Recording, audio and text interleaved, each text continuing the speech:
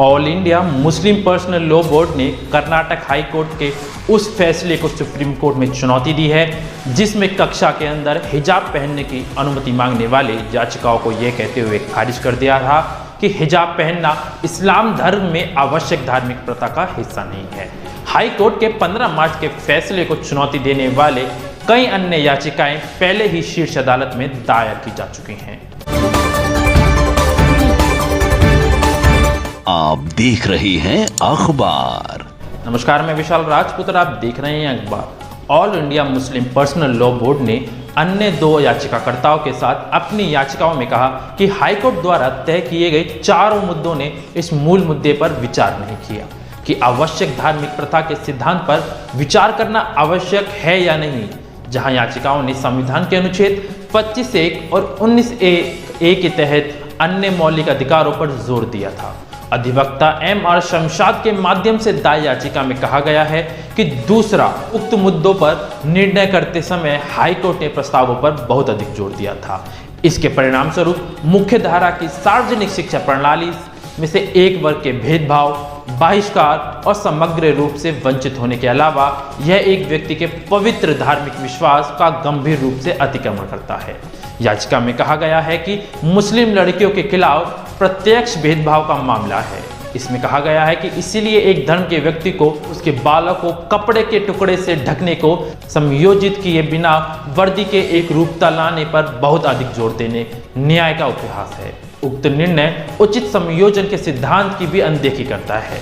याचिका में कहा गया कि निर्धारण अवश्य धार्मिक प्रथा के निर्धारण के विचार के साथ शुरू हुआ होता है। धार्मिक संप्रदाय की पूर्ण स्वायत्तता के अंतर्गत आता है, जो यह तय करने के मामलों में है कि एक धर्म के सिद्धांतों के अनुसार कौन से संस्कार और समारोह आवश्यक हैं।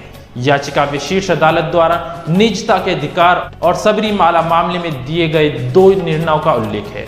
याचिका में कहा गया है, जहां तक पवित्र कुरान धर्म ग्रंथों की व्याख्या का संबंध है, हनफी, मलिकी, शफाई और हम्बीली नामक सभी विचारधाराओं के धार्मिक विद्वानों ने एक अहम समिति की है कि हिजाब की प्रथा वाजिब है, दायित्व का एक समूह है जिसमें यदि पालन नहीं किया गया तो वह व्यक्ति गुनाह करेगा या गुनाहगार बन जाएगा। याचिकाकर्ताओं ने इस मामले में विशेष अनुमति याचिका दायर करने की अनुमति का अनुरोध किया है। इसमें कहा गया है कि हाईकोर्ट का फैसला कर्नाटक राज्य में शैक्षणिक संस्थानों में हिजाब प्रतिबंध का वैध बनता है, जो धर्मनिरपेक्षता की बुनियादी संरचना के खिलाफ है। इससे पहले कई अन्य याचिकाकर्ताओं के इस मामले में हाईकोर्ट की पूर्ण पीठ के उस फैसले के खिलाफ शीर्ष अदालत में याचिकाएं दायर की हैं, जिसमें यह माना गया था कि हिजाब पहनना संविधान के अनुच्छेद 25(a) के तहत इस्लामी आस्थाओं के आवश्यक धार्मिक प्रथा का हिस्सा नहीं है।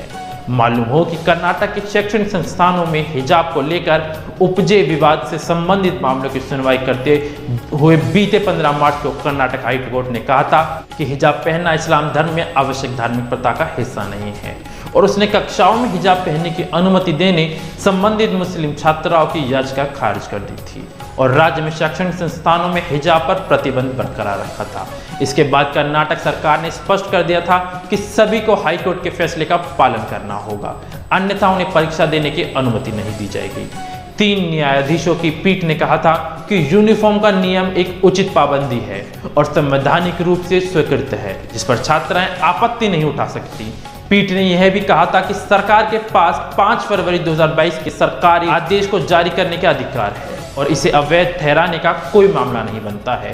इस आदेश में राज्य सरकार के उन वस्त्रों को पहनने पर रोक लगा दी जिसमें स्कूल और कॉलेज में सम्मान्यता, अखंडता और सार्वजनिक व्यवस्था बाधित होती है। मुस्लिम लड़कियों ने इस आदेश को कर्नाटक हाईकोर्ट में चुनौती दी थी, जिस पर हाईकोर्ट ने यह फैसला सुनाया था। बहरहाल उसी दिन इस आदेश को सुप्रीम कोर्ट में चुनौती दी गई थी। बीते 24 मार्च को सुप्रीम कोर्ट ने कर्नाटक हाईकोर्ट के फैसले की तत्काल सुनवाई के लिए याचिका को खारिज कर दिया था। याचिका का खारिज करते हुए भारत के मुख्य न्यायाधीश NV रमन्ना ने कहा था, इसका परीक्षा से कोई लेना देना नहीं है, इसे सनसनीखेज मत बनाइए।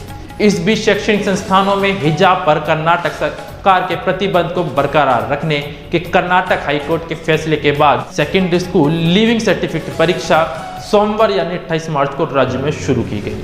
और इसके बाद छात्राओं के हिजाब में आने पर उन्हें परीक्षा केंद्रों पर रोके जाने की खबर भी सामने आने लगी थी।